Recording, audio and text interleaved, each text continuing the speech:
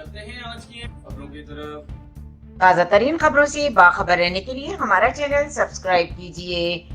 Central police office IG Punjab doctor Usman Anwar की police मुलाजमीन और उनके अहल खाना से मुलाकात। आईजी पंजाब ने पुलिस मुलाजमीन और उनके अहल खाना की पेश करदा दरखास्तें सुनी, फौरी रिलीफ के अहकाम जारी किए। आईजी पंजाब ने साबिक DEO मोहम्मद तफैल की सर्विस बहाल करने की दरखास्त रिलीफ के लिए एडिशनल आईजी पंजाब को भिजवा दी।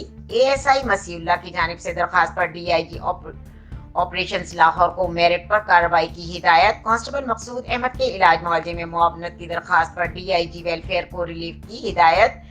लेडी कांस्टेबल रेहाना असलम की दरखास्त फौरी एक्शन के लिए CPO लाहौर को भिजवा दी गई। ASI गुलाम रसूल की आबाई जिला वापसी पोस्टिंग की दरखास्त का कार्रवाई के लिए एडिशनल IG पंजाब को रिलीफ की हिदायत।